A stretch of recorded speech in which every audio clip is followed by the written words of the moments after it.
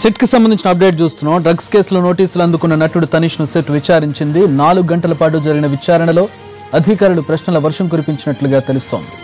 ఉదయం తన ఇంటి నుంచి నేరుగా విచారణకు వచ్చిన తనీష్ ను 4 అధికారులు విచారించారు. ముఖ్యంగా కల్విన్ మొబైల్లో తనీష్ ఫోన్ నెంబర్ ఎందుకు ఉందన్న విషయంపైనే అధికారులు దృష్టి పెట్టినట్లు తెలుస్తోంది. ఇద్దరి మధ్య అనేక కాల్స్ ఉండడంతో దానికి గల కారణాలపై ఆరా తీశారు. నవదీప్, తరుణ్లు ఎప్పటి నుంచి పరిచయం, వారితో కలిసి పార్టీలకు వెళతారా, ఎలాంటి పార్టీలకు వెళ్లేవారు, అక్కడ డ్రగ్స్ సరఫరా అయ్యాయా, విదేశాల్లో ఏ పబ్లకు వెళ్లారు, జీషాన్ నుంచి డ్రగ్స్ తీసుకున్నారా, వాటిని ఎవరెవరికి అందించారు, డ్రగ్స్ వాడేవారికి దందా నడిపేవారికి మధ్యవర్తి ఎవరు అనే ప్రశ్నలు అడిగినట్లుగా తెలుస్తోంది.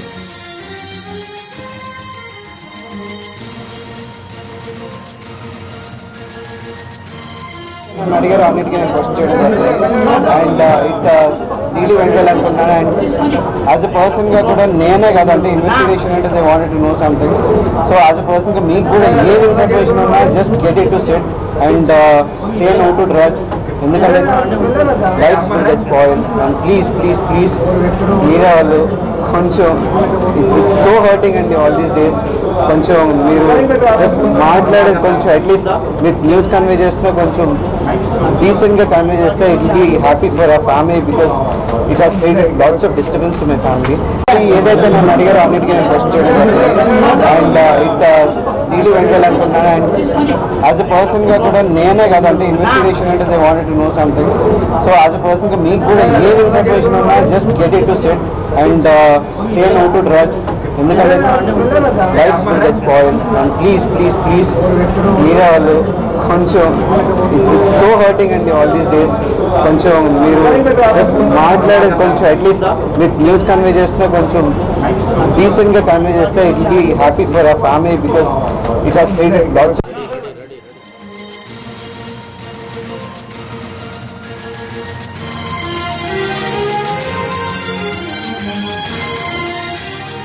రైట్, తనీష్ విచారణ ముగిసిన తర్వాత తనీష్ మాట్లాడిన మాటలు మనం చూసాం. టాలీవుడ్ డ్రగ్స్ లింకులపై తనీష్ విచారణ ముగిసింది. దాదాపు 4 గంటల పాటు విచారించినట్లుగా తెలుస్తోంది. సిట్ ఆఫీస్ నుంచి మా ప్రతినిధి రాధాకృష్ణ లైవ్ లో ఉన్నారు. రాధాకృష్ణ,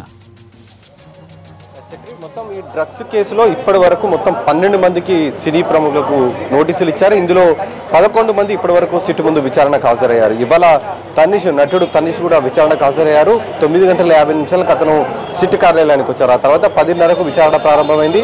కొద్దిసేపటి క్రితం అంటే 2:20 ప్రాంతంలో అతని విచారణ ముగిసింది. ఆ తర్వాత మీడియాతో మాట్లాడాడు. ఈ డ్రగ్స్కి సంబంధించిన దానికి సంబంధించి కూడా తనను చాలా బాధాకరంగా అనిపించింది తన పేరు రావడం.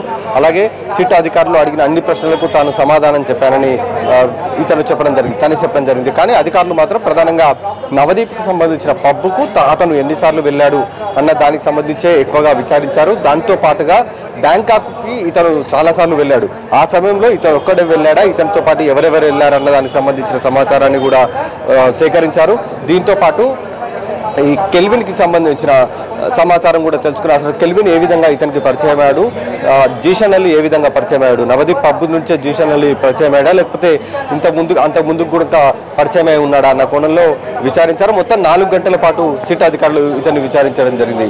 ఈ కేసులో ఇప్పటి వరకు ప్రధానంగా 3 కేసులు, ఇందులో చార్మినార్తో పాటు నాంపల్లి సంబంధించిన ఎక్సైజ్ పోలీస్ స్టేషన్, బాలానగర్, ఈ 3 ఎక్సైజ్ పోలీస్ స్టేషన్లకు సంబంధించిన ఎఫ్ఐఆర్లలో కేసులలో వీళ్ళకు 12 మందికి నోటీసులు ఇవ్వడం జరిగింది. ఇందులో 11 మంది ఇప్పుడు విచారణకు హాజరయ్యారు. ఈ 11 మందిని కలిపి మొత్తం 88 గంటల పాటు విచారించారు.